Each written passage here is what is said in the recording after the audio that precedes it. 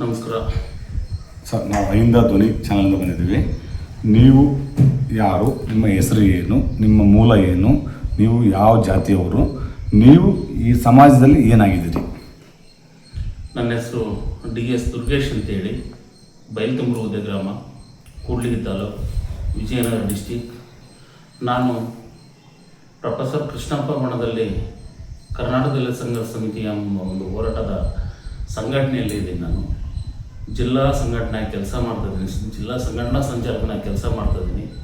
ನಾನು 1994ರಿಂದ ನಾನು ಕರ್ನಾಟಕ ದಲಿತ ಸಂಘರ್ಷ ಸಮಿತಿಗೆ ಪಾದಾರ್ಪಣೆ ಮಾಡಿದೆ. ನಿಮ್ಮ ಕಮ್ಯುನಿಟಿ ಯಾರು ಬರುತ್ತೆ? ಕಮ್ಯುನಿಟಿ ಕ್ಯಾಸ್ಟ್ ನಮ್ಮದು ಮಾದಿಗ ಜನಾಂಗದವರು. ನಾವು ಮಾದಿಗ ಜನಾಂಗದವರು. ಅದರಲ್ಲಿ ನಮ್ಮ ಮುಂಡಿನ ನಾರಾಯಣರ ನೇತೃತ್ವದಲ್ಲಿ 94ನೇ ಇಸ್ವಿಯಲ್ಲೇ ನಾನು ಕರ್ನಾಟಕ ದಲಿತ ಸಂಘರ್ಷ ಸಮಿತಿಗೆ ಸೇರ್ಪಡೆ ಆದೆ. ಅಂದಿನಿಂದ ಹಿಂದಿನವರು ಗ್ರಾಮ ಶಾಖೆಯಿಂದ ಒಬ್ಬ ಸದಸ್ಯನಾಗಿ, ಗ್ರಾಮ ಸಂಚಾಲಕನಾಗಿ, ಮತ್ತು ತಾಲೂಕು ಸಂಚಾಲಕನಾಗಿ ಮತ್ತು ಜಿಲ್ಲಾ ಸಂಘಟನಾ ಸಂಚಾಲಕನಾಗಿ ಕೆಲಸ ಮಾಡ್ತಾಯಿದ್ದೀನಿ ಈಗ ಆಲ್ರೆಡಿ. ಮತ್ತು ಅದರ ಜೊತೆಗೆ ಫಸ್ಟ್ ನಾನು ಮೂಲತಃ ಕಾಂಗ್ರೆಸ್ನವನು. ನನಗೆ ನಮ್ಮ ಹಾಲಿ ಶಾಸಕರಾಗಿರ್ತಕ್ಕಂಥ ಅವತ್ತಿನ ದಿನ ನಾಗೇಂದ್ರಣ್ಣವರು, ಬಳ್ಳಾರಿ ನಾಗೇಂದ್ರಣ್ಣವರು MLA ಆಗಿದ್ದರು. ಆ ನಾಗೇಂದ್ರಣ್ಣವ್ರು ಕರೆದು ಮತ್ತು ನಮ್ಮ ಊರಿನ ಮುಖಂಡರು ಮತ್ತು ಅಕ್ಕಪಕ್ಕದ ಎಲ್ಲ ಮುಖಂಡರುಗಳು ಸೇರಿ, ದುಬಾ ದುರ್ಗೇಶ್ ಒಳ್ಳೆ ಹೋರಾಟಗಾರರಿಗೆ ಕೆಲಸ ಮಾಡ್ತೀವಿ ಅಂತೇಳಿ ಕರ್ಕೊಂಡೋಗಿ ಟಿಕೆಟ್ ಕೊಡಿಸಿದ್ರು. BJPಯಿಂದ ಟಿಕೆಟ್ ಕೊಡಿಸಿದಾಗ ಎಲೆಕ್ಷನ್ ಮಾಡಿದ್ವಿ. ಬರೀ 13 ಓಟಲ್ಲಿ ನಾನು ಸೋತೆ.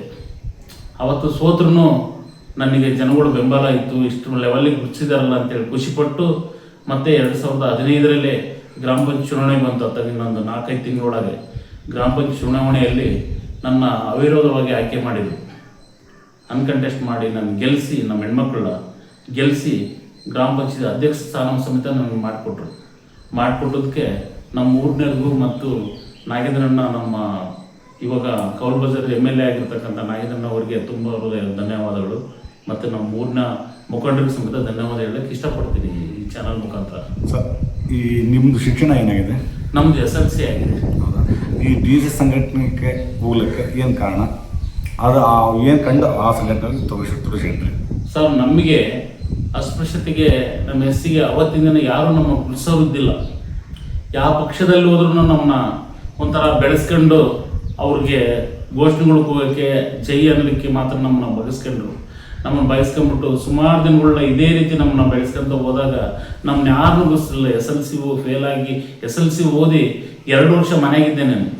ಇದ್ದಾಗ ಆ ಪಕ್ಷದವ್ರು ಈ ಪಕ್ಷದವ್ರು ನಮ್ಮ ಚುನಾವಣೆ ಟೈಮ್ನಾಗ ಮಾತ್ರ ಕರೆದ್ಬಿಟ್ಟು, ನೀವು ಅಲ್ಲಿ ಬರ್ರಪ್ಪ, ಇಲ್ಲಿ ಬರ್ರಪ್ಪ, ಅಲ್ಲಿ ಕಾರ್ಯಕ್ರಮ ಇದೆ, ಇಲ್ಲಿ ಕಾರ್ಯಕ್ರಮ ಇದೆ ಅಂಥೇಳಿ ಕರೆದು ನಮ್ಮನ್ನ ಬರೀ ಅವ್ರ ಕಾರ್ಯಕ್ರಮ ಮಾಡಿಸ್ಕೊಳಕ್ಕೂ, ಅವ್ರ ಪಕ್ಷದ ಕೆಲಸಗಳನ್ನ ತೀರಿಸ್ಕೊಳಕ್ಕೆ ಮಾತ್ರ, ಜನಬೆಂಬಲ ತೋರ್ಸಕ್ಕೆ ಮಾತ್ರ ನಮ್ಮನ್ನ ಯೂಸ್ ಮಾಡ್ಕೊಂಡ್ರು. ಅಲ್ಲಿಂದ ಇಲ್ಲಿವರೆಗೂ ಮಾಡ್ಕೊಂಡ್ಕೋಸ್ಕರ ನಮಗೆ ಅವತ್ತು ಒಗ್ಗಟ್ಟು ಮತ್ತು ಸಂಘಟನೆ ಅನ್ನೋದು ನಮ್ಗೆ ಯಾವುದೂ ಗೊತ್ತಿಲ್ಲದಕ್ಕೋಸ್ಕರ ಮುಂಡ್ರಿ ನಾರಾಯಣರು ಅವತ್ತಿನ ದಿನ ಇದೇ ನಮ್ಮ ಅಂಬೇಡ್ಕರ್ ಸಂಘ ಅಂತೇಳಿ ಸಂಘ ಮಾಡ್ತಿದ್ರು. ಅವರೇ ಅವತ್ತಿನ ದಿನ ಜಿಲ್ಲಾ ಲೀಡರ್ಗಳಾಗಿದ್ದರು, ಬಳ್ಳಾರಿ ಜಿಲ್ಲಾ ಲೀಡರ್ ಆಗಿದ್ದರು. ಅವ್ರು ನಮ್ಮನ್ನು ಕರೆದು ಬಾರಪ್ಪ ಇದ್ದ ಸಂಘಟನೆ ಮಾಡೋ ಅಂತ ಹೇಳಿದಾಗ 93ರಾಗೆ ನಮ್ಮ ಬೈಲ್ತುಂಬ್ರ ಹುದ್ದೆಯಲ್ಲಿ ಶಾಖೆ ಉದ್ಘಾಟನೆ ಮಾಡಿದ್ವಿ. ಶಾಖೆ ಉದ್ಘಾಟನೆ ಮಾಡಿ ಅಲ್ಲಿಂದ ಇಲ್ಲಿವರೆಗೂ ಅಸ್ಪೃಶ್ಯರಿಗೂ ಮತ್ತು SC STಗಳಿಗೆ, ಬ್ಯಾಕ್ವರ್ಡ್ ಎಲ್ಲರಿಗೂ ನ್ಯಾಯಕ್ಕೋಸ್ಕರ ಓಡಾಡಿ ಕೆಲಸ ಮಾಡಿದ್ವಿ. ಒಂದು ಹೊಲ ಬಿಡಿಸೋದಾಗಲಿ, ಒಂದು ಮನೆ ಇಲ್ದರೆ ಮನೆ ಕಟ್ಸ್ಕೊಡೋದಾಗಲಿ, ಅವತ್ತಿನ ದಿನ ಬೀದಿ ದೀಪ ಇಲ್ಲಂದರೆ ಬೀದಿ ದೀಪ ಮಾಡಿಸ್ಕೊಟ್ಟಿದ್ದೀವಿ.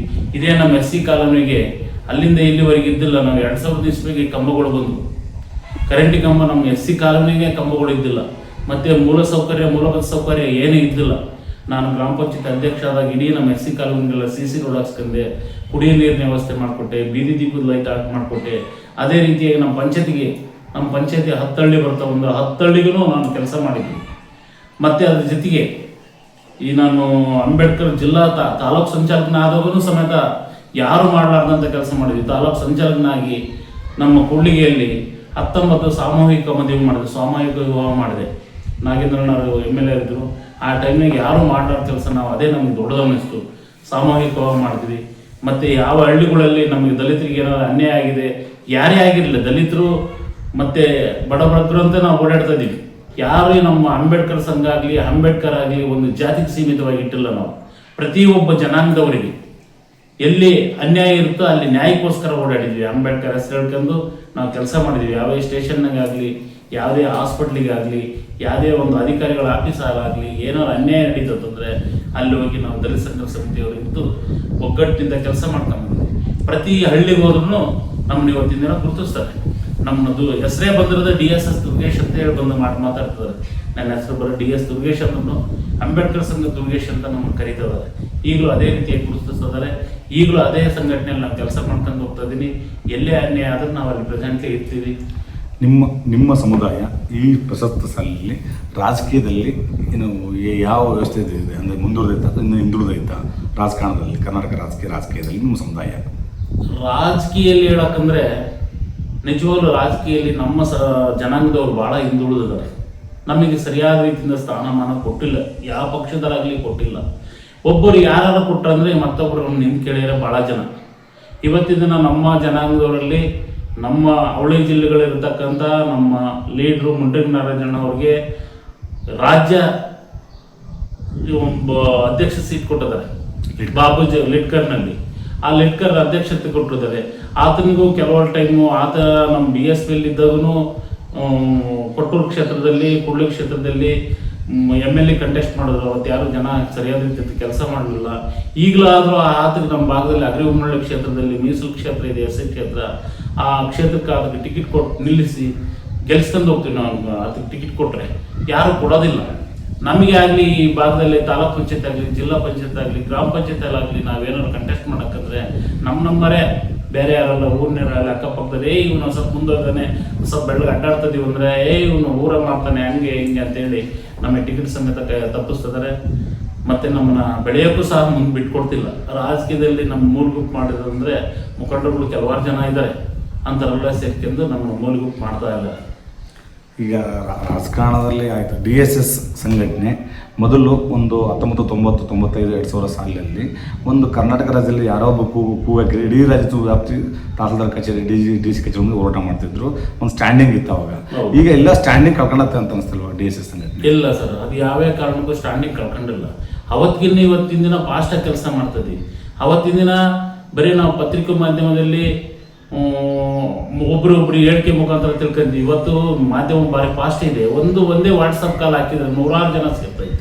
ನಮ್ಮ ದಲಿತ ಸಂಘರ್ಷ ಸಮಿತಿ ಇದೆಯಲ್ಲ, ಒಂದೇ ನಮ್ದು ಒಂದು ಗ್ರೂಪ್ ಇದೆ, ಅಂಬೇಡ್ಕರ್ ದಲಿತ ಸಂಘರ್ಷ ಸಮಿತಿ ಒಂದು ಗ್ರೂಪಲ್ಲಿ. ಒಂದು ಗ್ರೂಪ್ನಲ್ಲಿ ಒಂದು ಮೆಸೇಜ್ ಹಾಕಿದರೆ 1 ಗಂಟೆ ಒಳಗೆ 100-200 ಜನ ಸೇರ್ತೈತೆ. ಎಲ್ಲಿ ಅನ್ಯಾಯ ಇರುತ್ತೆ ಅಲ್ಲಿ ಅನ್ಯಾಯದ ಕೆಲಸ, ಅನ್ಯಾಯದ ವಿರುದ್ಧವಾಗಿ ಕೆಲಸ ಮಾಡಿ ನ್ಯಾಯ ದೊರಕಿಸ್ಕೊಡುವಂಥ ಕೆಲಸ ಮಾಡ್ತಾಯಿದ್ದೀವಿ. 2000ನೇ ಇಸ್ವಿಯಲ್ಲಿ ಇದೇ ಚಿಕ್ಕಜೋಗಳ್ಳಿಯಲ್ಲಿ ದೊಡ್ಡ ಹಾಸ್ಪಿಟಲ್, ನಮ್ಮ ಕೂಡ್ಲಿಗೆಯಲ್ಲಿ ಹಾಸ್ಪಿಟಲ್ 100 ಬೆಡ್ಡಿನ ಹಾಸ್ಪಿಟಲ್ಲು ಕೂಡ್ಲಿಗೆಯಲ್ಲಿ ಇತ್ತು ಮತ್ತು ಹೊಸಪೇಟೆಯಲ್ಲಿ ಇತ್ತು. ಅಂಥದ್ದು ನಮ್ಮ ಚಿಕ್ಕಜೋಗಳ್ಳಿ ಫಸ್ಟೇ ಇತ್ತು. ಅಲ್ಲಿಂದ ಸುಮಾರು ಅಂದ್ರೆ 65 ಇಸ್ವಿಗಳಿಂದ ಹಾಸ್ಪಿಟ್ಲ್ ಇದ್ಕೊಂಡು ಬಂದದ್ದು. ಹೆಂಗ್ರಾವ್ ಇವರಿದ್ದಾಗಲಿದ್ದ, ವೆಂಕಟಸ್ವಾಮಿ ಅವರಿದ್ದಾಗಲಿದ್ದ, ಬಾಮಣ್ಣ ಅವ್ರು ಬಂದಾಗಲಿದ್ದ ಒಂದು ಸ್ವಲ್ಪ ಯಾಕೆ ಕುಂಠಿತಗಳಿತ್ತು. ಅವತ್ತಿನ ಹಾಸ್ಪಿಟ್ಲ ಡಾಕ್ಟರ್ ಇಲ್ಲ, ಸಿಬ್ಬಂದಿ ಕೊರತೆ ಇತ್ತು, ಮತ್ತು ಮಿಷಿನರಿ ಸಾಮಾನುಗಳು ಯಾವೂ ಇದ್ದಿಲ್ಲ. ಅದಕ್ಕೋಸ್ಕರ ನಮ್ಮ ದಲಿತ ಸಂಘರ್ಷ ಸಮಿತಿ ಗಮನಕ್ಕೆ ಹಾಕಿದಾಗ ನಾವೆಲ್ಲರೂ ಸೇರ್ಕೊಂಡು 8 ದಿನಗಟ್ಟಲೆ ನಾವು ಅಲ್ಲಿ ಆಹಾರ ಹತ್ರ ಧರಣಿ ಮಾಡಿದ್ವಿ. ಆ ಧರಣಿ ಮಾಡಿದಾಗ ಡಾಕ್ಟರ್ಗಳ ಸಿಬ್ಬಂದಿಯನ್ನ ಮತ್ತು ಡಾಕ್ಟರ್ಗಳನ್ನ ಒಳ್ಳೊಳ್ಳೆ ಯಂತ್ರೋಪಕರಣಗಳನ್ನ, ಎಕ್ಸ್ರೇ ಆಗಲಿ, ECG ಆಗಲಿ ಎಲ್ಲ ಯಂತ್ರಗಳು ಕೊಟ್ಟರು. ಹಾಸ್ಪಿಟ್ಲ್ ಇವತ್ತಿನ ದಿನ ಒಳ್ಳೆ ಚೆನ್ನಾಗಿದೆ. ಅಂಥವೆಲ್ಲ ಹೋರಾಟ ಮಾಡ್ಕೊತ ಬಂದಿದ್ದೀವಿ. ಮತ್ತು ನಮ್ಮ SC ST ಹೊಲ ಯಾರ ಲಿಂಗೇಟ್ಸ್ ಆಗಲಿ ಬೇರೆ ಯಾರಾಗಲಿ ಬರೀ 50-100 ಕೊಟ್ಟು ಹೊಲ ಮಾಡಿಸ್ಕೊಂಡವ್ರು ಇರ್ತಾರೆ. ಅಂಥ ಹೊಲಗಳು ಬಿಡಿಸ್ಕೊಟ್ಟಿದ್ದೀವಿ ನಾವು. ಅಲ್ಲ, ನಿಮ್ಮ ಸಮುದಾಯದಲ್ಲಿ ಶಿಕ್ಷಣ ವ್ಯವಸ್ಥೆ ಹೇಗಿದೆ? ನಿಮ್ಮ ಸಮುದಾಯದಲ್ಲಿ ಶಿಕ್ಷಣ ಮುಂದುವರೆದಿದೆ, ಇನ್ನು ಮುಂದುವರಿಬೇಕಾಗಿದೆಯಾ? ಜನತೆಯಲ್ಲಿ ಶಿಕ್ಷಣ ಇನ್ನೂ ಮುಂದುವರಿಬೇಕಾಗಿದೆ. ಅಂದರೆ ಶಿಕ್ಷಣದಲ್ಲಿ ಹಿಂದಿದೆ ಅಂತ ಸ್ವಲ್ಪ ಹಿಂದಿದೆ. ಏನಿಲ್ಲ, ಇವತ್ತಿನ ದಿನ ಎಲ್ಲ SLC ಒಂದು ಸ್ವಲ್ಪ ಪಾಸ್ ಫೇಲು ಮಾಡ್ಕೊಂಬಿಟ್ಟು ಅಂದರೆ ಇವತ್ತಿನ ಎಲ್ಲ ಮೊಬೈಲ್ಗಳಿಂದ ಹುಡುಗರು ಎಲ್ಲ ಬೆಂಗಳೂರಂತೆ, ಹುಬ್ಳಿ ಅಂತೆ, ಬೆಳಗಾಂ ಅಂತೇಳಿ ಸಿಟಿ ಲೆವೆಲ್ ಹೋಗ್ತಾ ಇದ್ದಾರೆ. ಹೋಗಿ ಫ್ಯಾಕ್ಟ್ರಿಗಳಂತೆ ಮತ್ತು ಯಾವುದಾದ್ರು ಆಡಿಟ್ ಆಗಿಬಿಟ್ಟು ಫ್ಯಾಕ್ಟ್ರಿ, ಅದು ಜಿಮ್ಮು, ಅದು ಇದು ಅಂತ ಹೋಟ್ಲ್ ಕೆಲಸ ಅಂತಂತ ಹೋಗಿ ಸ್ವಲ್ಪ ಶಿಕ್ಷಣದ ಕೊರತೆ ಇದೆ ನಮ್ಮಲ್ಲಿ. ಇಲ್ಲಿದ್ದನ ನಾವು ಅದಕ್ಕಾಗಿಯೇ ನಾವು ನಮ್ಮ ಪ್ರೊಫೆಸರ್ ಕೃಷ್ಣಪ್ಪ ಹಾಕೊಟ್ಟ ಹಾದಿಯಲ್ಲಿ ಶಿಕ್ಷಣ ಸಂಘಟನೆ ಹೋರಾಟ ಅಂತ ಈ 3 ಮಂತ್ರಗಳ ಹಾದಿಯಲ್ಲಿ ನಾವು ಫಸ್ಟ್ ಶಿಕ್ಷಣಕ್ಕೆ ಆದ್ಯತೆ ಕೊಟ್ರೆ ಅಂತ ಪ್ರತಿಯೊಂದುವರೆಗೂ ನಾವು ಅವೇರ್ನೆಸ್ ಮೂಡಿಸ್ತಾ ಇದ್ದೀವಿ. ಈಗ ಜಯಂತಿ ಅಂಬೇಡ್ಕರ್ ಜಯಂತಿ ವಿಜೃಂಭಣೆಯಿಂದ ಮಾಡ್ತೀರಾ, ಎಲ್ಲ ದೇಣಿಗೆ ಆಗ್ತಾ ಚೆನ್ನಾಗಿ ಮಾಡ್ತೀರಾ, ಆ ನಾಮಫಲಕವನ್ನು ಗ್ರಾಮ ಘಟಕಗಳಲ್ಲಿ ಹಾಕ್ತೀರಾ. ಆದರೆ ಶಿಕ್ಷಣ ಸಂಘಟನೆ ಹೋರಾಟ ಅವ್ರು ಹಾಕಿದ್ದು ಒಪ್ಕೊಂತೀನಿ. ಆದರೆ ಇಲ್ಲಿ ಹೆಂಗೆ ಆಗ್ಬಿಡುತ್ತೆ ಅಂದರೆ DSS ಅಂದರೆ ಹೋರಾಟ ಮತ್ತು ಸಂಘಟನೆಗೆ ಒತ್ತು ಕೊಟ್ಟು ಶಿಕ್ಷಣ ಕಮ್ಮಿ ಆಯ್ತು ಅನ್ನೋ ಭಾವನೆ ಬರ್ತಾ ಇದೆ. ಇಲ್ಲ, ಸಂಘಟನೆಗೆ ನಾವು ಸಣ್ಣ ಹುಡುಗರನ್ನ ಯಾರನ್ನೂ ತೊಡಸ್ಕೊಂಡಿಲ್ಲ. ಸಂಘಟನೆಗೆ ಅದಕ್ಕೆ ಒಂದು ಆಗಿರ್ತಕ್ಕಂಥ ಏಜ್ ಲಿಮಿಟ್ ಇದೆ. ನಾವು ಶಿಕ್ಷಣವಂತರನ್ನಾಗಿರಿ, ನೀವೇನಿದ್ರು ಒಂದು ಏಜ್ನಲ್ಲಿ ಏನು ಓದಬೇಕು, ಏನು ಶಿಕ್ಷಣ ಕಲಿಬೇಕು ಅದಕ್ಕೆ ಹೋಗ್ರಿ. ಅದನ್ನೆಲ್ಲ ಕಳಿಸಿದ ಮೇಲೆ ಅದ್ರ ಜೊತೆಗೆ ನೀವಾಗಿ ನಿಮ್ಮ ಕಾಲ ಮೇಲೆ ನಿಂತ ಮೇಲೆ ಸ್ವಲ್ಪ ಸಂಘಟನೆಗೆ ಒತ್ತು ಕೊಡ್ರಿ ಅಂತೇಳಿ ಸಂಘಟನೆ ತೋರಿಸ್ಕೊಂಡಿದ್ದೀವಿ. ಈಗ ಅಂಬೇಡ್ಕರ್ ಮಾಡ್ತಕ್ಕಂಥ ಸಂವಿಧಾನವನ್ನು ಬಳಸ್ಕೊಂಡು ಬೇರೆಯವರೆಲ್ಲ ಏನೂ ಇಲ್ಲದರೆ ಇವತ್ತೆಲ್ಲವನ್ನು ಆ ಸಮುದಾಯದ ಡಾಕ್ಟರ್ ಬಿ ಆರ್ ಅಂಬೇಡ್ಕರ್ ಸಂವಿಧಾನ ಬಳಸ್ಕೊಂಡು ಶಿಕ್ಷಣ ಮತ್ತು ನೀಟ ಶಿಕ್ಷಣವನ್ನು ಸರ್ಕಾರಿ ಕೊಡೋ ಸೌಲಭ್ಯ ಬಳಸ್ಕೊಂಡು ಎಂತೆಂಥ ಅಧಿಕಾರಿಗಳು ದೊಡ್ಡ ದೊಡ್ಡ ಹುದ್ದೆಯಲ್ಲೆಲ್ಲ ಆಗಿದ್ದಾರೆ. ಆದರೆ ಅಂಬೇಡ್ಕರವನ್ನು ಪ್ರತಿಪಾದನೆ ಮಾಡ್ತಕ್ಕಂಥವ್ರು, ಅಂಬೇಡ್ಕರವನ್ನು ಪೂಜೆ ಮಾಡ್ತಕ್ಕಂಥವ್ರೆ ಶಿಕ್ಷಣದಲ್ಲಿ ಹಿಂದಿದ್ದಾರಂತ ಒಂದು ಜನಗಳ ಮನಸ್ಸಲ್ಲಿ ಮಾತಾಡ್ತಾ ಇದ್ದಾರೆ. ಸರ್ ಒಳ್ಳೆ ಸತ್ಯ, ಇದು ಒಳ್ಳೆ ಪಾಯಿಂಟಿಗೆ ಬಂದಿರಿ ನೀವು. ನಾವು ಯಾವ್ದ್ರಲ್ಲಿ ಹಿಂದುಳಿದ್ವಿ ಅಂದ್ರೆ ಈ ಮೀಸಲಾತಿಯಿಂದ ಹಿಂದುಳ್ಕೊಂಡಿದ್ದೀವಿ. ಅಂಬೇಡ್ಕರ್ ಹಾಕಿಕೊಟ್ಟ ಮೀಸಲಾತಿ ಹಾದಿಯಲ್ಲಿ ನಾವು ಅದರಲ್ಲಿ ಹಿಂದುಳಿದಿದ್ವಿ. ನಾವು ಜನಸಂಖ್ಯೆಯಲ್ಲಿರ್ತಕ್ಕಂಥವ್ರು ಇಡೀ ನಮ್ಮ ಭಾರತ ದೇಶದಲ್ಲಿ ಜನಸಂಖ್ಯೆಯಲ್ಲಿರ್ತಕ್ಕ ನಮ್ಮ ಕರ್ನಾಟಕ ರಾಜ್ಯದಲ್ಲಿ ಜನಸಂಖ್ಯೆ ಇರೋದ್ರೆ ನಾವು ಸೆಕೆಂಡ್ ಲಿಸ್ಟಲ್ಲಿ ಇದ್ದೀವಿ. ಫಸ್ಟು ಲಿಂಗಾಯತರು ಇದ್ರೆ ನಾವು ಸೆಕೆಂಡಲ್ಲೇ SC-ಗಳಿದ್ದೀವಿ, ಮತ್ತು ST-ಗಳು ನೆಕ್ಸ್ಟು. ಹಂಗಿದ್ದಾಗ ನಮ್ಮ ಮೀಸಲಾತಿ ನಮ್ಮ ತಟ್ಟೆಯಲ್ಲಿರ್ತಕ್ಕಂಥ ಅನ್ನನ 101 ಜಾತಿಗೆ ಹಂಚಾಕಂಗೆ ಮಾಡಿಬಿಟ್ರು. ಅದರಿಂದ ನಮಗೆ ಸರಿಯಾದ ರೀತಿಯಿಂದ ನ್ಯಾಯ ಸಿಕ್ಕಿಲ್ಲ. ಇವತ್ತಿನ ದಿನ ಬೆಳವಣಿಗೆ ಎಷ್ಟಿರ್ತಕ್ಕಂಥ ಲಂಬಾಣಿಯರಾಗಲಿ ಮತ್ತು ಇವರು ಬಲಗೈಯವರಾಗಲಿ, ನಮ್ಮ ಅವರು ಅಣ್ಣ ತಮ್ಮಂದರೆ ಬೇರೆ ಅಲ್ಲ, ಬಲಗೈನವರಾಗಲಿ ಮತ್ತು ಬೋಯಿಸ್ ಆಗಲಿ ಮತ್ತು ಚೆಲುವೆದರಾಗಿರಲಿ, ಲಂಬಾಣಿಯರಾಗಿರಲಿ, ಕೊರಮ ಅವರೆಲ್ಲ ಸೇರ್ಕೊಂಡು ನಮ್ಮ ಹೆಸರು ಹೇಳ್ಕೊಂಡ್ರೆ ನಿಜವಾದ ಮೀಸಲಾತಿಯನ್ನು ಅವರೇ ತಗೊಂಡು ಅವ್ರು ಕೆಲಸ ಮಾಡ್ಕೊಂತಿದ್ದಾರೆ. ಅವರು ಪ್ರತಿ ಒಂದರಲ್ಲಿ ದುಡ್ಡಿನಲ್ಲಿ ಮುಂದಿದ್ದಾರೆ, ಆಸ್ತಿಯಲ್ಲಿ ಮುಂದಿದ್ದಾರೆ, ಶಿಕ್ಷಣದಲ್ಲಿ ಕೆಲವರು ಜನ ಮುಂದೆ ಇದ್ದಾರೆ. ನಮ್ಮದರಲ್ಲೇ ಶಿಕ್ಷಣದಲ್ಲಿ ಮುಂದಿದ್ರು ನಾವು ಬೆಳವಣಿಗೆ ಎಷ್ಟು ವಿದ್ಯಾವಂತರಾಗಿದ್ದರೂ ಅದನ್ನು ಸರಿಯಾದ ರೀತಿಯಿಂದ ಅವ್ರಿಗೆ ಲಂಸಮ್ ಕೊಟ್ಟು ನಾವು ಅಧಿಕಾರಿಗಳಿಗೆ ಹತ್ರ ಹೋಗಿ ಸಾಲ ಮಾಡೋಕ್ಕೆ ಆಗಲಿಲ್ಲ. ಅದಕ್ಕೋಸ್ಕರ ಲಂಬಣ್ಣರೇ ಇದರಲ್ಲಿ ಮೇಲ್ಗೈ ಸಾಧಿಸಿ ಅವರೇ ಶಿಕ್ಷಣದಲ್ಲಿ ಮುಂದಿದ್ದಾರೆ, ಅಧಿಕಾರಸ್ಥದಲ್ಲಿ ಅವರೇ ಮುಂದೆ ಇದ್ದಾರೆ. ಅಲ್ಲ, ನಾನು ಹೇಳ್ತಿದ್ದೆ ಅಂದರೆ ನೀವು ಪ್ರತಿ ವರ್ಷನೂ ಅಂಬೇಡ್ಕರ್ ಜಯಂತಿ ಮಾಡ್ತೀರಾ, ಪ್ರತಿ ಮನೆಗಳಲ್ಲಿ ಅಂಬೇಡ್ಕರ್ ಫೋಟೋ ಹಾಕ್ತೀರಾ, ಪ್ರತಿ ಒಂದು ಹೊಂಟರು ಬೈಕ್ಗಳಲ್ಲಿ ಕಾರ್ಗಳಲ್ಲಿ ಅಂಬೇಡ್ಕರ್ ಭೀಮಾ ಅಂಬೇಡ್ಕರ್ ಅಂತ ಹಾಕ್ಯಂತೀರಾ, ಟಿ ಶರ್ಟ್ಗಳ ಮೇಲೆ ಹಾಕ್ಯಂತೀರಾ. ಆದರೆ ಅಂಬೇಡ್ಕರ್ನ ಅಷ್ಟೊಂದು ಪೂಜೆ ಮಾಡ್ತಕ್ಕಂಥವ್ರು ಡಾಕ್ಟರ್ ಬಿ ಆರ್ ಅಂಬೇಡ್ಕರ್ ಸಂವಿಧಾನ ಬರೆದಾರೆ, ಭಾರತ ದೇಶಕ್ಕೆ ಸಂವಿಧಾನ ಬರೆದಾರೆ. ಆದರೆ ಆ ಅಂಬೇಡ್ಕರ್ ಪೂಜೆನೇ ಮಾಡಲ್ಲ, ಮನೆ ಫೋಟೋ ಹಾಕ್ಯಲ್ದರು, ಮೊಬೈಲ್ ಒಂದು ಇನ್ಸ್ಟಾಗ್ರಾಮ್ ಹಾಕ್ಯಲ್ದರು. ಇವತ್ತು ಅಂಬೇಡ್ಕರ್ ಬರೆದ ಸಂವಿಧಾನವನ್ನು ನೀಟಾಗಿ ಬಳಕೆ ಮಾಡ್ಕೊಂಡು ಸರ್ಕಾರಿ ಸ್ವಲ್ಪ ನೀಟಾಗಿ ಬಳಕೆ ಮಾಡ್ಕೊಂಡು ದೊಡ್ಡ ದೊಡ್ಡ ಉನ್ನತ ಹುದ್ದೆಯಲ್ಲಿ ಹೋಗಿದ್ದಾರೆ. ಆದರೆ ನೀವು ಪ್ರತಿಪಾದನೆ ಮಾಡದೇ ಆಯ್ತು ವಿನ ಆ ಒಂದು ಅವ್ರು ಕೊಟ್ಟಿರ್ತಕ್ಕಂಥ ಸಂವಿಧಾನ ನೀಟಾಗಿ ಬಳಸ್ಕೊಂಡು ಶಿಕ್ಷಣ ವ್ಯವಸ್ಥೆಯಲ್ಲಿ ಮುಂದೆ ಬಂದಿಲ್ಲ ಅಂತ ಹೇಳ್ತಾರೆ ಸರ್. ಮುಂದೆ ಬಂದಿದ್ದಾರೆ, ಬಂದಿಲ್ಲ ನಿಮ್ಮ ಸಮಾಜ ಬಂದಿಲ್ಲ, ಅದರಲ್ಲಿ ವಂಚಿತರಾಗಿರೋದು ನಿಜ. ನಾವು ಅಂಬೇಡ್ಕರ್ನ ಒತ್ಕೊಂಡು ಕುಣಿಯೋರಂತೂ ನಾವೇ ನಿಜವಾದ ಮಾದಿಗರೇ ನಾವು ಒತ್ಕೊಂಡು ಕುಣಿಯೋದು. ಅಲ್ಲಿಂದ ಇಲ್ಲಿವರೆಗೂ 35-40 ವರ್ಷದಿಂದ ಮೀಸಲಾತಿಗಾಗಿ ಹೋರಾಡಿ ಅದರಲ್ಲಿ 100 ಜನ ನಮ್ಮ ನಾಯಕರುಗಳು ಸತ್ತೋದು. ಈಗಲೂ ಫ್ರೀಡಂ ಪಾರ್ಕಲ್ಲಿ ಸರಿಯಾದ ರೀತಿಯಿಂದ ನ್ಯಾಯ ಸಿಕ್ಕಿಲ್ಲ ಅಂತ ಈಗಲೂ ಫ್ರೀಡಂ ಪಾರ್ಕಲ್ಲಿ ನಮ್ಮ ಭಾಸ್ಕರ್ ಪ್ರಸಾದ್ ಆಗಲಿ, ನಮ್ಮ ಗುರುಮೂರ್ತಿ ಸರ್ ಆಗಲಿ, ಗುರುಮೂರ್ತಿ ಸರ್ ಆಗಲಿ, ಮಾರಸಂದ್ರ ಮುನಿಯಪ್ಪ ಆಗಲಿ, ಮತ್ತು ಆಂಜನೇಯ ಸರ್ ಆಗಿರಲಿ, ಮಾವಳಿ ಶಂಕರ್ ಆಗಿರಲಿ, ಶ್ರೀಧರ್ ಕಲ್ವಿದಾರ್ ಆಗಿರಲಿ, ಅವರೆಲ್ಲ ಸೇರ್ಕೊಂಡು ಈಗಲೂ ಸ್ಟ್ರೈಕ್ ಮಾಡ್ತಿದ್ದಾರೆ. ಮೊನ್ನೆ ಮೀಸಲಾತಿ ನಾಗಮೋಹನ್ ದಾಸ್ ವರದಿ ಪ್ರಕಾರ ನಮಗೆ ಮೀಸಲಾತಿ ಸಿಗಬೇಕಾಗಿದ್ದು 7% ಕೊಡ್ತೀನಿ ಅಂತ ಹೇಳಿದರು. 15%ಅಲ್ಲಿ ಬೆಳವಣಿಗೆ ಇರತಕ್ಕಂಥ ಜನಗಳಿಗೆ 5.25 ಕೊಟ್ಟರು. ನಮಗೇನು ಅತಿ ಹೆಚ್ಚಿನ ಜನಸಂಖ್ಯೆ ಹೊಂದಿರತಕ್ಕಂಥವ್ರಿಗೂ ನಾವು 35-40 ವರ್ಷ ಹೋರಾಟ ಮಾಡ್ಕೊಂಬಂದ್ರೂ ಸಹ ಇವತ್ತಿನ ನಮಗೂ 5.35 ಕೊಟ್ಟರು. ಮತ್ತು ಹಕ್ಕಿಪಿಕ್ಕಿ ಜನಾಂಗದವ್ರಿಗೆ ಆಗಲಿ, ಈ ಭವಿಷ್ಯಕ್ಕೆ ಆಗಲಿ, ಒಟ್ಟರಿಗೆ ಆಗಲಿ ಅವ್ರಿಗೆ 4.5 ಕೊಟ್ಟಿದ್ದಾರೆ. ಅದು ಸರಿಯಾದ ರೀತಿ ನ್ಯಾಯ ಅಲ್ಲ. ಬಲಗೈನವ್ರಿಗೆ ಜನಸಂಖ್ಯೆ ಕಡಿಮೆ ಇದೆ, ಒಂದು ಸ್ವಲ್ಪ ಅದರಲ್ಲಿರ್ತಕ್ಕಂಥ ಮಿನಿಸ್ಟ್ರುಗಳಾಗಲಿ, ನಮ್ಮ ಮಿನಿಸ್ಟ್ರುಗಳಿಗೆ ಆಗಲಿ ಯಾರು ಮಾತುಕತೆಯಿಂದ ಸರಿಯಾದ ರೀತಿಯಿಂದ ನ್ಯಾಯ ನಮಗೆ ಸಿಕ್ಕಿಲ್ಲ. ಅದಕ್ಕೋಸ್ಕರ ಈಗಲೂ ನಮ್ಮ ರಾಜ್ಯ ಲೀಡರ್ಗಳೆಲ್ಲ ಸೇರ್ಕೊಂಡು ಇನ್ನೂ ಹೋರಾಟ ಮಾಡಬೇಕು, ನಮಗೆ ಸರಿಯಾದ ರೀತಿಯಿಂದ ನ್ಯಾಯ ಸಿಕ್ಕಿಲ್ಲ ಅಂತ ಹೋಗ್ತದೆ. ನಮ್ಮ ದಲಿತರಲ್ಲಿ ನಿಜವಾಗ್ಲೂ ಹೇಳ್ಬೇಕಂದ್ರೆ ಆಂಜನೇಯ ಸರ್ ಒಳ್ಳೆ ಕೆಲಸಗಾರಿದ್ರು, ಕೆಲಸ ಮಾಡ್ತಿದ್ರು. ಆತನ ನಮ್ಮ ಜಾತಿಗೂ ಮೀಸಲಿಗೋಸ್ಕರ, ನಮ್ಮ ಮೀಸಲಾತಿ ಹೋರಾಟಕ್ಕೋಸ್ಕರ ಸ್ವಲ್ಪ ಆತ ಮಾತಾಡಿದಕ್ಕೋಸ್ಕರ ಆತನ್ನ ಇವತ್ತಿನ ದಿನ ಮೂಲಿಗೊಪ್ಪು ಮಾಡಿಬಿಟ್ರು. ಮತ್ತು KH ಮುನಿಯಪ್ಪರಾಗಲಿ, RB ತಿಮ್ಮಪ್ಪರಾಗಲಿ ಯಾರೂ ಇದ್ರ ಬಗ್ಗೆ ಮಾತಾಡಲಿಲ್ಲ. ಸಚಿವ ಸಂಪುಟದಲ್ಲಿ ಏನು ಮಾತಾಡಬೇಕಾಗಿರ್ತಕ್ಕಂಥ ನಾರಾಯಣ ಸ್ವಾಮಿ ಅವರು ಮಾತಾಡಿದರು. ಇವರು ನಮ್ಮ ಹೋಮ್ ಮಿನಿಸ್ಟರ್ G ಪರಮೇಶ್ವರ್ ಅವರು ಮಾತಾಡಿ ಎಲ್ಲ ಸಮಾನತೆ ಅಂತ ತಂದಾಕಿ ನಮಗೆ ಮಾತ್ರ ಸಮಾನತೆ ಕೊಟ್ಟಿಲ್ಲ, ನಮಗೆ ಈ ಜನಗಳ ನೋಡುಗಳ ಕಣ್ಣಿಗೆ ಸಮಾನತೆ ಅಂತ ಕೊಟ್ಟಿದ್ದಾರೆ. ನಿಮಗೆ ಜನಸಂಖ್ಯೆ ಆಧಾರವಾಗಿ ಜನಸಂಖ್ಯೆ ಕೊಟ್ಟಿಲ್ಲ ಅಂತ ಅಭಿಪ್ರಾಯ. ಹೌದು, ನಮಗೆ ಜನಸಂಖ್ಯೆ ಆಧಾರವಾಗಿ ನಮಗೆ ಮೀಸಲಾತಿ ಕೊಟ್ಟಿಲ್ಲ. ಅದರಲ್ಲಿ ಬಹಳ ನಾವು ಅನುಭವಿಸ್ತಾ ಇದ್ದೀವಿ. ಈ ಅಂಬೇಡ್ಕರ್ ಅನ್ನೋದು ಗುರುತಿಸ್ಕೊಂಬಂದಿರೋದೇ ನಾವು ಹೇಳಕ್ ನಿಂತ್ರೆ ಅವ್ರ ಜಾತಿಯಲ್ಲಿ ಹುಟ್ಟಿದಾರೆ ಅಂದ್ರೆ ಅವ್ರು ಗುರುತಿಸ್ಕೊಂಬಂದಿಲ್ಲ. ನಾವು ನಮ್ಮ ದೇವರು ಅಂತೇಳಿ ನಾವು ಇವತ್ತಿನ ಪ್ರತಿ ಒಂದು ಮನೆಯಾಗ ಅಂಬೇಡ್ಕರ್ನ ಇಟ್ಕೊಂಡು ಪೂಜೆ ಮಾಡೋಂಥ ಜನಗಳು ನಾವು, ಒತ್ಕೊಂಡು ಕುಣಿಯೋಂಥ ಜನಗಳು ನಾವು. ಸರ್, ಅಸ್ಪೃಶ್ಯತೆ ಮತ್ತು ಬಡತನ ಅವೆರಡು ನಿಮ್ಮ ಸಮುದಾಯಕ್ಕೆ ಈಗ ಸ್ವತಂತ್ರ ಬಂದು 60 ವರ್ಷ ಆಯಿತು, ಏನಾದರೂ ಅದು ಹೋಗಿಲ್ಲ ನಿಮಗೆ ಜೀವಂತ ಹೋಗೈತಿನ? ಇದೆ ಸರ್, ಕೆಲವರ ಕಡೆಗೆ ಅಸ್ಪೃಶ್ಯತೆ ಮತ್ತು ಬಡತನ ಇದೆ ಸರ್, ಎರಡೂ ತಾಂಡ ಮಾಡ್ತದೆ. ಕೆಲವು ಕಡೆ ಒಂದು ಬ್ಯಾಕ್ವರ್ಡ್ ಏರಿಯಾಗಳಲ್ಲಿ ಈಗಲೂ ತಾಂಡ ಮಾಡ್ತೈತೆ. ಅಂದ್ರೆ ನಿಮ್ಮ ಸಮುದಾಯ ಹಿಂದುಳಿಕೆ ಅವಯವ ಕಾರಣ ಅನಿಸ್ತಾ? ಹೌದು, ನಮಗೆ ಅವೆರಡಕ್ಕೂ ಸಮಾನತೆಯಿಂದ ಇದ್ರೂ ನಮಗೆ ಸರಿಯಾದ ರೀತಿ ನ್ಯಾಯ ಸಿಕ್ಕಲ್ಲ. ಬೀದರ್ ಕಡೆಗೆ ಗುಲ್ಬರ್ಗ ಕಡೆಗೆ ಹೋದ್ರು ಅವೆರಡೇ ತಾಂಡ್ ಮಾಡ್ತಾ ಇದ್ದಾವೆ. ಈಗಲೂ ನಮಗೆ ನ್ಯಾಯ ಸಿಕ್ಕಿಲ್ಲ. ನಾವೇನು ಇಲ್ಲಿ ಸ್ವಲ್ಪ ಸೆಂಟ್ರಲ್ ಪ್ಲೇಸಲ್ಲಿ ಇರ್ತಕ್ಕಂಥವ್ರಿಗೆ ಇಲ್ಲಿ ಅಕ್ಕಪಕ್ಕ ನಮಗೆ ಬೆಂಗಳೂರು ಹತ್ರ ಇದೆ, ಚಿತ್ರದುರ್ಗ ಹತ್ರ ಇದೆ, ನಮ್ಮಂತರಿಗೆ ಸ್ವಲ್ಪ ನ್ಯಾಯ ಸಿಕ್ಕಿದೆ. ನಾವು ಓಡಾಡಿ ಒಂದು ಸ್ವಲ್ಪ ಏನಿದ್ರೆ ಇವತ್ತು ಬಾಯಿದ್ದಾನೆ ಏನು ಬೇಕಾದ್ರೂ ಮಾಡೋಕ್ಕೆ ಸಾಧ್ಯ ಅನ್ನೋದಕ್ಕೆ ಅದನ್ನು ಹಿಂದೆ ಏನು ಹೇಳ್ಕೊಟ್ಟಿದ್ರು ಅದೇ ರೀತಿಯಾಗಿ ಬಾಯಿದ್ದಾನೆ ಇಲ್ಲೆಲ್ಲ ಮಾಡ್ಕೊತಾ ಇದ್ದೀವಿ. ಇವತ್ತಿನ ದಿನ ಕೆಲವಾರು ಜನ ಈ ಬೀದರ್ ಕಡೆಗೆ ಹೋದ್ರೆ ಗುಲ್ಬರ್ಗ ಬೀದರ್ ಕಡೆಗೆ ಈಗಲೂ ಜೀತದಾಳ ಪದ್ಧತಿ ನಡೆದಿದೆ. ನಮ್ಮ ಮಾದಿಗಳು ಎಲ್ಲಿರ್ಬೇಕು ಅಲ್ಲೇ ಇಟ್ಟಿದ್ದಾರೆ. ಅವ್ರು ಈಗಲೂ ಮುಂದೆ ಜೀವಂತವಾಗಿ ಇದೆ. ಬಡತನ ಹೋಗಿಲ್ಲ, ಇಲ್ಲ ಬಡತನೂ ಹೋಗಿಲ್ಲ. ಅದನ್ನ ನಿರ್ಮೂಲನೆ ಮಾಡಕ್ ಆಗೇ ಇಲ್ಲ. ಇನ್ನ ಏನಪ್ಪ ಜೀತ ಪದ್ಧತಿ ಏನಿದೆ ಅದು ಈಗಲೂ ಇದೆ. ನಿಮ್ಮ ಸಮುದಾಯಕ್ಕೆ ಕರ್ನಾಟಕ ರಾಜಕೀಯದಲ್ಲಿ ಜನಸಂಖ್ಯೆ ಆಧಾರಿತವಾಗಿ ಅನುಕೂಲವಾಗಿ ಸರ್ಕಾರಿ ಸೌಲಭ್ಯ ಸಿಗ್ತಾ ಇತ್ತಾ? ನಿಮ್ಮ ಜನಸಂಖ್ಯೆ ನಮ್ಮ ಜನಸಂಖ್ಯೆ ರಾಜಕೀಯ ಇರ್ಬೋದು, ಶಿಕ್ಷಣ ಇರ್ಬೋದು, ಎಲ್ಲ ರಂಗದಲ್ಲೂ ಇಲ್ಲ. ನಮಗೆ ಅಲ್ಲಿಂದ ಇಲ್ಲಿ 100% ಒಂದು 30% ಸಿಕ್ತಿತ್ತು. 70% ನಾವು ಹೇಳ್ದಂಗೆ ಇವರಿಗೆ ಸಿಕ್ತಿತ್ತು,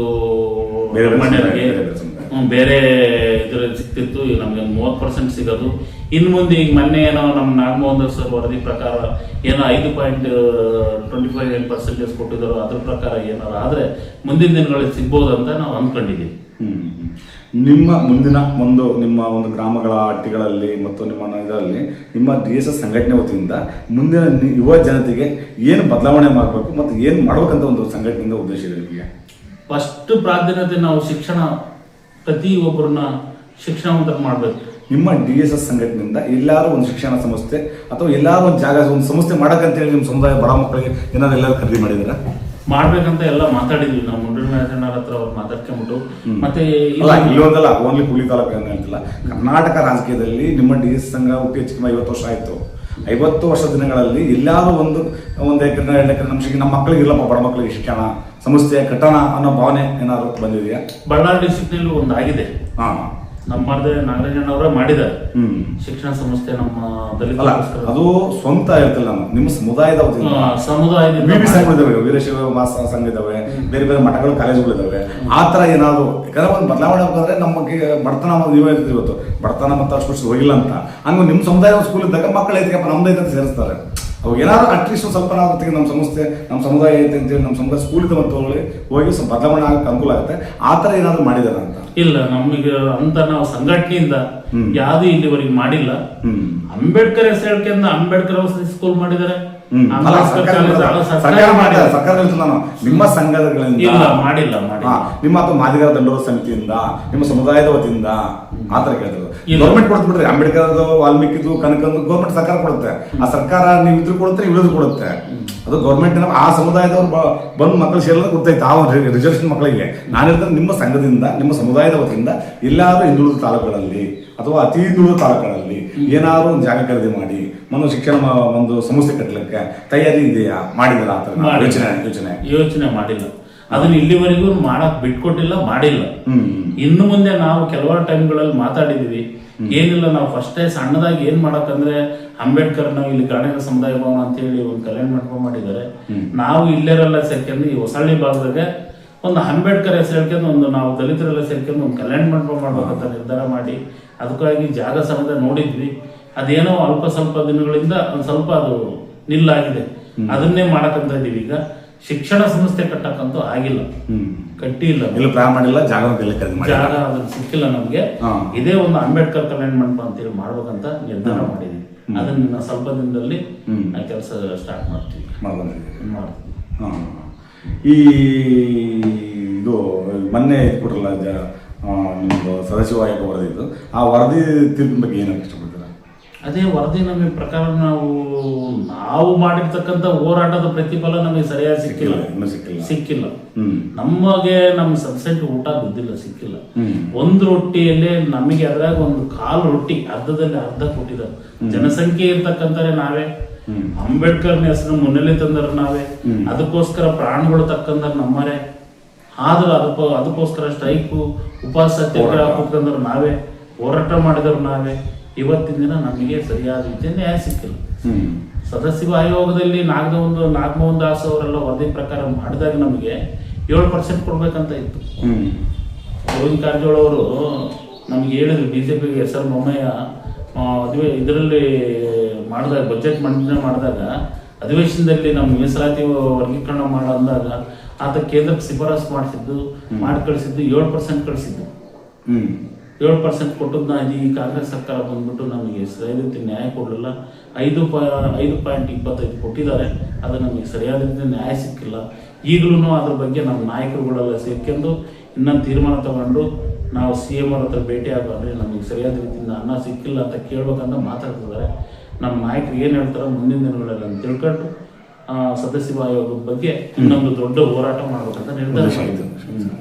ಈಗ ನಿಮ್ಮ DSS ಸಂಘಟನೆಯಿಂದ ಮುಂದಿನ ದಿನಗಳಲ್ಲಿ, ಈಗ ನೀವು ಅಂದರೆ ಅಸ್ಪೃಶ್ಯತನೂ ಹೋಗಿಲ್ಲ ಮತ್ತು ಬಡತನೂ ಹೋಗಿಲ್ಲ ಅಂತ ಹೇಳ್ತಿದ್ರೆ, ಹೌದಾ? ಮುಂದಿನ ಜನ್ರೇಷನ್, ನೆಕ್ಸ್ಟ್ ಯುವ ಪೀಳಿಗೆಗೆ ನಿಮ್ಮ ಸಂಘಟನೆಯಿಂದ ಅವರಿಗೆ ಒಂದು ನಿಮ್ಮ ಥರ ಒಂದು ಸ್ಟ್ಯಾಂಡಿಂಗ್ ಆಗಿ ತಗೊಳಕ್ಕಪ್ಪ, ಸಮಾಜ ಮುಖ್ಯವಾಹಿನಿ ಬರಲಿಕ್ಕೆ, ಮುಖ್ಯವಾಹಿನಿ ತಿನ್ನಲಿಕ್ಕೆ, ಒಂದು ಯಾವುದೇ ಅಧಿಕಾರ ಪಡಲಿಕ್ಕೆ ಏನೇನು ಮಾಡ್ಬೇಕಂತ ಉದ್ದೇಶಿಸಿ ನಿಮ್ಮ ಸಂಘಟನೆ ಮುಖಾಂತರ ಅವ್ರಿಗೆ ಏನು ಹೇಳಕ್ಕೆ ಇಷ್ಟಪಡ್ತೀರಾ? ಯಾರಿಗೆ? ನಿಮ್ಮ ಸಮುದಾಯದ ಯುವಕರಿಗೆ ನಾವು ಫಸ್ಟ್ ಹೇಳ್ತಿರೋದು ಅಷ್ಟಪ್ಪ, ಯಾರು ಏನು ಮಾಡಕ್ ಹೋಗ್ಬೇಡ್ರಿ. ಸಂಘಟನೆ ಅಂತ ಹೇಳಿ ಫಸ್ಟೇ ಮುನ್ನಲ್ಲಿ ಬರ್ಬಾಡ್ರಿ. ಶಿಕ್ಷಣ ಫಸ್ಟ್ ಆದ್ಯತೆ ಶಿಕ್ಷಣ ಕೊಡ್ರಿ. ಶಿಕ್ಷಣ, ನಾನು, ನಮ್ಮನೆ, ನಮ್ದು, ನಮ್ಮ ಸಮಾಜ ಅಂತ ಓಡಾಡ್ರಿ. ಆಮೇಲೆ ಸಂಘಟನೆ ಮಾಡ್ಕೊಂಡು ಹೋಗ್ತದೆ. ಅದಕ್ಕಾಗಿರ್ತಕ್ಕಂಥ ಮೀಸಲಾಗಿರ್ತಕ್ಕಂಥ ಜನಗಳು ಅದಾರೆ. ಈಗಿನ ಶಿಕ್ಷಣ ಕಲಿಯೋ ಟೈಮ್ನಲ್ಲಿ ಶಿಕ್ಷಣ ಕಲಿಯಿರಿ. ಈಗಲೇ ಏಕ್ದಮ್ ನೀವು ಹೋರಾಟಕ್ಕೆ ಬರ್ಬಾಡ್ರಿ. ಶಿಕ್ಷಣವಂತರಾಗ್ಬೇಕು. ಬೇರೆ ಜಾತಿಯವರಾಗ್ಲಿ, ಬೇರೆ ಜನಾಂಗದವರಾಗ್ಲಿ ಹೈಯರ್ ಎಜುಕೇಶನ್ ಹೆಂಗ್ ಮಾಡ್ಕೊಂಡು ಇವತ್ತಿನ ದಿನ ಈಗ ಲಂಬಾಣಿ ಸಮಾಜನ ಹೇಳಕ್ಕಂತಂದ್ಬಿಟ್ರೆ ಪ್ರತಿಯೊಂದು ಅಂಬೇಡ್ಕರ್ ಸೌಲಭ್ಯಗಳನ್ನು ತಿಂದಿರ್ತಕ್ಕಂತಾರೆ ಅವರು. ಆದ್ರೂ ಇವತ್ತಿನ ಅಂಬೇಡ್ಕರ್ ಯಾರು ಅಂದ್ರೆ ಅವ್ರ ಮನೆಗೆ ಯಾರು ಅವ್ರ ಹೆಸರು ಹೇಳಕ್ ಬರ್ತಿಲ್ಲ ಅಂತಾರೆ. ಅಲ್ಲ, ಈಗ ನೀವು DSS ಸಮಾಜದ ಜಿಲ್ಲಾ ಸಂಚಾಲಕರಾಗಿ ಆಗಿರೋದು ಹೇಳ್ತೀನಿ, ಮತ್ತು ನೀವು ಮಾದಿಗ ಸಮುದಾಯದ ಲೀಡರ್ ಆಗಿರೋದು ಹೇಳ್ತಿದ್ದೀನಿ. ನಿಮ್ಮ ಸಮುದಾಯದ ಒಬ್ಬ ಹೆಣ್ಣುಮಗಳು ಕೊಟ್ಟೂರು ತಾಲೂಕಿನಲ್ಲಿ, ಇಡೀ 10ನೇ ತಾಲೂಕಲ್ಲಿ ಇಡೀ ರಾಜ್ಯಕ್ಕೆ ಫಸ್ಟ್ ಕ್ಲಾಸ್ ಬಂತು. ಆದ್ರೆ ನಿಮ್ಮ ಸಮುದಾಯದವರೇ ಹೋಗಿ ಇವತ್ತಿಗೆ ದೊಡ್ಡ ಮಟ್ಟದ ಸನ್ಮಾನ ಮಾಡ್ತಾ ಇಲ್ಲ. ಸನ್ಮಾನ ಹೊಸಪೇಟೆಗೆ ಒಂದ್ಸರಿ ನಮ್ಮ ಲೀಡರ್ಗಳೆಲ್ಲ ಮಾಡಿದ್ದಾರೆ. ಸ್ಟಾರ್ಟಿಂಗ್ ಮಾಡೋದು ಸಿಂಪಲ್ ಆಗಿ, ಬಟ್ ಆದ್ರೆ ಇಡೀ ರಾಜ್ಯಕ್ಕೆ ನಮ್ಮ ಹೆಣ್ಣುಮಗಳು ಫಸ್ಟ್ ಕ್ಲಾಸ್ ಬಂದಂತ ಇವತ್ತಿಗೆ ಯಾರಿಗೂ ಗೊತ್ತಿಲ್ಲ. ಅದು ಬೆಳಗ್ಗೆ ಜನಷ್ಟೇ ಹೋಗಿ ಒಂದು ಉನಾರಕ್ಕೆ ಶಾಲೆಗೆ ಬಿಟ್ಬಿಟ್ರು. ಬಟ್ ಅಂತರ್ನೊಂದು ನೀವು ದೊಡ್ಡ ಮಟ್ಟದ ಸನ್ಮಾನ ಮಾಡಿದಾಗ ಆ ಬೇರೆ ಮಕ್ಕಳಿಗೆ ಒಂದು ಇಂಪ್ರೆಷನ್ ಆಗುತ್ತೆ. ಅವ್ರು ಬಂದ ನಾವು ಆ ಥರ ಆಗತ್ತೆ, ನಮ್ಗಿಂತ ಗೌರವ ಕೊಡುತ್ತಲ್ಲ ಅನ್ನೋ ಮನೋಭಾವ ಬರುತ್ತೆ. ಅದು ಆ ಥರ ಆದಾಗ ನಿಮ್ಮ ಸಮಾಜದಲ್ಲಿ ನೀವು ಯಾಕೆ ಆ ಥರ ಎಲ್ಲರೂ ಒಗ್ಗಟ್ಟಾಗಿ ಒಂದು ಸನ್ಮಾನ ಮಾಡಿ ಆ ಥರ ಅವ್ರ ಪ್ರೇರೇಪಣೆ ಇರಲ್ಲ ಅಂತಾಗೆಲ್ಲ? ಇಲ್ಲ, ನಾವು ಈ ತಿಂಗಳು ಮೇ 10ನೇ ತಾರೀಕಿಗೆ ತಪ್ಪಿದ್ರೆ 9ನೇ ತಾರೀಕಿಗೆ ನಾವು ಹೋಗಿ ಕರ್ನಾಟಕ ರಾಜ್ಯ ಬಂದವರು ಇವತ್ತು ತಾಲೂಕು ಡಿಸ್ಟಿಕ್ ಅಲ್ಲ, ಇಡೀ ರಾಜ್ಯಕ್ಕೆ ಫಸ್ಟ್ ಬಂದಿರೋರು ನಿಮ್ಮ ಸಮುದಾಯ. ಇಲ್ಲ, 9ನೇ ತಾರೀಕು ತಪ್ಪಿದ್ರೆ 10ನೇ ತಾರೀಕು 2 ದಿನದಾಗ ಒಂದಿನ ಫ್ರೀ ಮಾಡ್ಕೊಂಡು ನಾವೆಲ್ಲ ಮಾತಾಡಿದ್ವಿ, ಪೂರ್ವ ಸಭೆ ಮಾಡಿದ್ವಿ. ಅವ್ರ ಮನೆಗೆ ಹೋಗ್ಬಿಟ್ಟು ನಮ್ಮ ಕೈಲಾದ ಮಟ್ಟಿಗೆ ಹುಡುಗಿಗೆ ಏನಾದ್ರು ಸನ್ಮಾನ ಮಾಡ್ಬಿಡ್ಬೇಕಂತ ಇಟ್ಕೊಂಡಿದ್ದೀವಿ. ನಮ್ಮ ರಾಜ್ಯಕ್ಕೆ ಫಸ್ಟ್ ಬಂದಿದ್ದ ಹುಡುಗಿ, ಅದಕ್ಕೋಸ್ಕರ ಆ ಹುಡುಗಿಗೋಸ್ಕರ ಒಂದು ಸನ್ಮಾನ ಕಾರ್ಯಕ್ರಮ ಇಟ್ಕೊಂಡು ಈಗ ಆ ಹುಡುಗಿನ ಗೊತ್ತಾಗುತ್ತೆ ಶಿಕ್ಷಣ ಯಾರಪ್ಪನ ಸೊತ್ತು ಅಲ್ಲ, ಯಾವ ಜಾತಿಗೂ ಸೀಮಿತ ಅಲ್ಲ, ಮತ್ತು ಬುದ್ಧಿವಂತಿಕೆ ಯಾವ ಜಾತಿಗೂ ಮತ್ತು ಇಂಥ ಧರ್ಮಕ್ಕೂ ಸೀಮಿತ ಅಲ್ಲ. ಹಂಗಾಗಿ ಯಾರು ಏನು ಬೇಕು ಸಾಧನೆ ಮಾಡಬಹುದು, ಅದನ್ನ ಆ ಸರ್ಕಾರಿ ಸೌಲಭ್ಯನ ಮತ್ತು ಬಳಸಿನಕ್ಕಂತ ಇರ್ತಕ್ಕಂಥ ನಿರ್ದೇಶನ ಆ ಹುಡುಗಿ ಇಲ್ಲ ಅದನ್ನ ಕೊಡ್ಬೇಕಂತದ್ವಿ. ಮತ್ತೆ ಈಗ ನಮ್ಮ ಜನಾಂಗದವ್ರ ನಮ್ಮ ಅಣ್ಣ ತಮ್ಮದ್ರಿಗೆ ಒಂದು ಕಿವಿಮಾತು ಸಮೇತ ಮೊನ್ನೆ ಪೂರ್ವ ಸಭೆಯಲ್ಲಿ ಹೇಳಿದೀವಿ. ಏಪ್ರಿಲ್ 14 ಜಯಂತಿ ಬಂತಂದ್ರೆ ಪ್ರತಿ ಒಂದು ಊರಾಗ ಅಂಬೇಡ್ಕರ್ ಬೋರ್ಡ್ ಇಟ್ಕೊಂಡು DG ಮೆರವಣಿಗೆ ಮಾಡ್ಕೊಂತ ಕುಡಿದು ಕುಪ್ಪಳಿಸಿ ಕೆಕ್ಕೆ ಹೊಡೆಯಂತ ಜನಗಳಿಗೆಲ್ಲ ಹೇಳಿದ್ವಿ. ದಯಮಾಡಿ DGಗಳನ್ನ ಇಂಥವು ಏನು ಮಾಡಕ್ ಹೋಗ್ಬೇಡ್ರಿ. ಅಂಬೇಡ್ಕರ್ನ ನಾವು ಮನಸ್ಸಿನಲ್ಲಿ ಇಟ್ಕೊಂಡು ಒಂದು ಫೋಟೋ ಇಟ್ಟು ಪೂಜೆ ಮಾಡಿ ಊರಾರ ಹಾಕಿ ಅವತ್ತಿನ ದಿನ ರ್ಯಾಂಕ್ ಪರ್ ಸ್ಟೂಡೆಂಟ್ ಆಗಲಿ, ಒಳ್ಳೆ ಬಡ ಮಕ್ಕಳಾಗಿರ್ತಕ್ಕಂಥವ್ರಿಗೆ ಆಗಲಿ, ಒಳ್ಳೊಳ್ಳೆ ಸ್ಕೋರ್ ತೆಗೆದು ಮಕ್ಕಳಿಗಾಗಲಿ ಕರೆದ್ಬಿಟ್ಟು ಆ ಬೋರ್ಡಿಂಗ್ ಮುಂದೆ ಆ ಹುಡುಗರನ್ನಾಗಲಿ ಕುಂದಿಸ್ಬಿಟ್ಟು ಅವರಿಗೆ ಬುಕ್ಸು, ಪೆನ್ನು, ಬ್ಯಾಗ್ಸು, ಶಾಲೆಗೆ ಬೇಕಾಗಿರ್ತಕ್ಕಂಥ ಮಕ್ಕಳಿಗೆ ಕಲಿಕೆಗೋಸ್ಕರ ಏನು ಬೇಕೋ ಅದನ್ನ ಕಿಟ್ಟೆ ಒಂದು ಕೊಡಬೇಕು. ಈಗ ನಾವು ಅದ್ದೂರಿಯಾಗಿ DG ಅದನ್ನ ಮಾಡಿ ಮೆರವಣಿಗೆ ಮಾಡೋದು ಬೇಡ. ನಾವು ಶಾಂತ ರೀತಿಯಿಂದ ಮಾಡಿ ಶಾಂತ ಪ್ರಿಯರಾಗಿ ಒಳ್ಳೆ ಅಂಬೇಡ್ಕರ್ ಒಳ್ಳೆ ಹೆಸರು ತರಬೇಕು. ನಮ್ಮ ಹುಡುಗರುಗಳಿಗೆಲ್ಲ ಪ್ರತಿಯೊಂದು ಹುಡುಗರು ಯಾವುದೇ ಆಗಲಿ, ಒಂದು ಜಾತಿಯಾಗಿ ಸೀಮಿತ ಇಲ್ಲದಂಗೆ ಯಾವುದೇ ಆಗಲಿ, ಸಮಾಜದಲ್ಲಿ ಯಾರೇ ಆಗಿರಲಿ, ದೊಡ್ಡವರು ಸಣ್ಣರು ಅಂದಂಗೆ ಅವರು ಕ್ವಾಲಿಫಿಕೇಶನ್ಗೆ ಅವ್ರ ವಿದ್ಯಾಭ್ಯಾಸ ತಕ್ಕಂಥ ಹಿಂಗೆ ಪ್ರೈಸ್ ಕೊಟ್ಕೊಂಡು ಒಳ್ಳೆ ರ್ಯಾಂಕ್ ಸ್ಟೂಡೆಂಟ್ಗಳಿಗೆ ಫಸ್ಟ್ ಸೆಕೆಂಡ್ ಪ್ರೈಸ್ ಕೊಟ್ಕೊಂಡು ಶಾಂತ ರೀತಿಯಿಂದ ನಾವು ಈ ಜಯಂತಿ ಆಚರಣೆ ಮಾಡೋಣ ಅಂತ ಕಿವಿಗೆ ಒಂದು ಮಾತು ಹೇಳಿದ್ವಿ. ಅದೇ ರೀತಿಯಾಗಿ ಮೊನ್ನೆ ಕೆಲವಾರು ಹಳ್ಳಿಗಳಾಗ ಆ ರೀತಿ ಮಾಡಿದ್ದೀವಿ.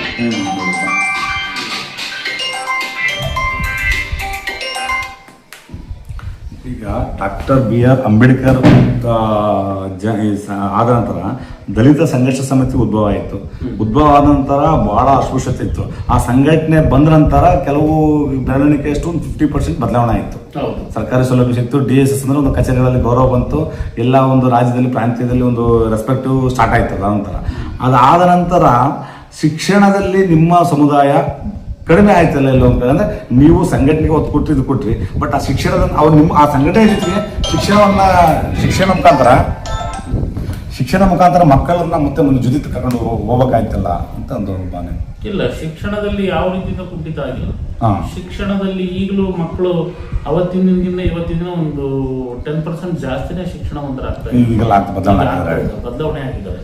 ಪ್ರತಿ ಒಂದು ಮನೆಗೂ ಇವತ್ತಿನ ದಿನ ಎಂತರಾಗಿರ್ಲಿ, ಇದು ನಾನು ಬರೀ ನಮ್ಮೂರ್ದೊಂದು ಹೇಳ್ತಾ ಇದ್ದೀನಿ, 36 ಹುಡುಗರು SLC ನಮ್ಮ ಹೈಸ್ಕೂಲಲ್ಲಿ 36 ಕಡ್ಡಾಯವಾಗಿ ಪಾಸ್ ಆಗಿದ್ದಾರೆ, ಒಳ್ಳೆ ಮಾರ್ಕ್ ತಗೊಂಡಿದ್ದಾರೆ. ಅದರಲ್ಲಿ ಎಸ್ಪೆಷಲಿ SC ಹುಡುಗರು ಜಾಸ್ತಿ ಇದ್ರು, ಎಲ್ಲರೂ ಪಾಸ್ ಆಗಿದ್ದಾರೆ. ಎಲ್ಲರೂ ಪಾಸ್ ಆಗಿ ಚೆನ್ನಾಗಿ ಓದ್ತಾರೆ. ಈಗಲೂ ಹೈಸ್ಕೂಲ್ ಸ್ಟ್ರೆಂತ್ ಅಲ್ಲಿ ಆಗಲಿ ನಮ್ಮರೇ ಚೆನ್ನಾಗಿದ್ದಾರೆ, ಮಿಡ್ಲ್ ಸ್ಕೂಲ್ ಆಗಲಿ ನಮ್ಮರೇ ಸ್ಟ್ರೆಂತ್ ಜಾಸ್ತಿ ಇದೆ, ಪ್ರೈಮರಿ ಸ್ಕೂಲಲ್ಲಿ ನಮ್ಮದೇ ಸ್ಟ್ರೆಂತ್ ಇದೆ. ಆದ್ರೆ ಯಾರು ಶಾಲೆ ಬಿಟ್ಟಿಲ್ಲ, ಹೋಗ್ತಾ ಇದ್ದಾರೆ. ಏನು ನಡಂದ್ರೆ ಏನು 90ರಿಂದ 2000 ಒಳಗೆ ಏನಿದ್ರು ಅವಾಗ ಒಂದು ಸ್ವಲ್ಪ ಶಿಕ್ಷಣ ಈಗ ಪ್ರತಿ ಒಂದು ಮನೆಗೆ ಯಾವ ಮಕ್ಕಳು ಶಾಲೆ ಬಿಟ್ಟಿಲ್ಲ.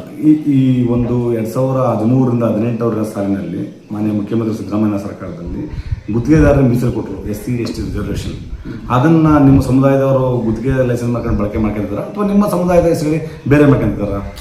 ನಮ್ಮ ಹೆಸರು ಹೇಳಿ ಇವತ್ತಿನ ದಿನ ನಾವು ಹೇಳ್ಬೇಕಂದ್ರೆ ನಮ್ಮ ಹೆಸರು ಹೇಳ್ಕೊಂಡು ಗುತ್ತಿಗೆದಾರರಲ್ಲಿ ನಾವು ಬಹಳ ಜೀರೋ. ಅದರಲ್ಲಿ ಬೆರಳಿಕೆ ಎಷ್ಟು ಜನ ಸರ್ಕಾರ ಏನಕ್ಕೆ ಮಾಡ್ತ ಉದ್ದೇಶ ಅಂದ್ರೆ ನಿಮ್ಮ ಸಮುದಾಯದ ಗುರಿ ಕಾರ್ಯಕರ್ತ ಅಂದ್ರೆ ಅವ್ರ ಹತ್ರ ಬೇರೆ ಗುತ್ತಿಗೆದಾರ ಕೆಲಸಕ್ಕೆ ಹೋಗಾರಪ್ಪ, ಅವ್ರು ಕೆಲಸಕ್ಕೆ ಹೋಗ್ಬಾರ್ದು, ಅವ್ರು ಸ್ವಯಂವಾಗಿ ಒಂದು ಲೈಸೆನ್ಸ್ ತಗೊಂಡು ಅವರು ಗುತ್ತಿಗೆದಾರ ಆಗಲಿ ಅಂತೇಳಿ ರಿಸರ್ವೇಷನ್ ಮಾಡ್ತಾರೆ. ಆ ಸರ್ಕಾರ ಕೊಟ್ಟ ರಿಸರ್ವೇಷನ್ ನಿಮ್ಮನ್ನು ಬಳಕೆ ಮಾಡ್ಕೊಂತಿದಾರ ಅಥವಾ ಮಾಡ್ಕೊಂತಿಲ್ಲ ಇವತ್ತಿನ ಗುತ್ತಿಗೆದಾರರಲ್ಲಿ ಜಾಸ್ತಿ ಅಷ್ಟು ಮಾಡಿಲ್ಲ, ಬೆರಳಿಕೆ ಅಷ್ಟು. ನಮ್ಮ ತಾಲೂಕಿನಲ್ಲಿ ನೋಡಕ್ ನಿಂತ್ರೆ 4ರಿಂದ 5 ಜನ ನಾವು ಗುತ್ತಿಗೆದಾರ ಆಗಿರ್ಬೋದು, ಬೇರೆ ಲೈಸೆನ್ಸ್ ಹೊರಟಿರ್ಬೋದು.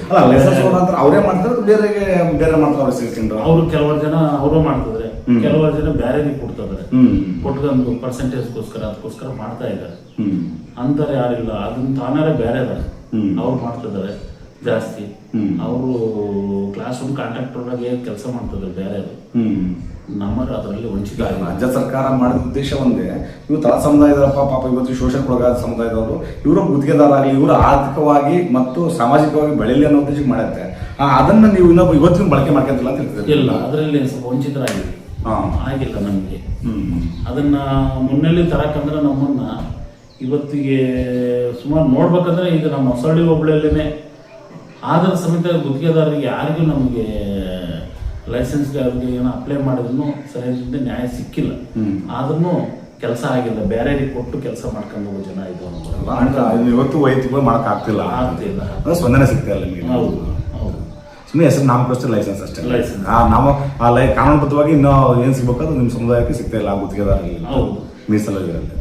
ಅದಕ್ಕಿಂತ ಏನಂದ್ರೆ ಎಲ್ಲ ಮನಿ ದುಡ್ಡು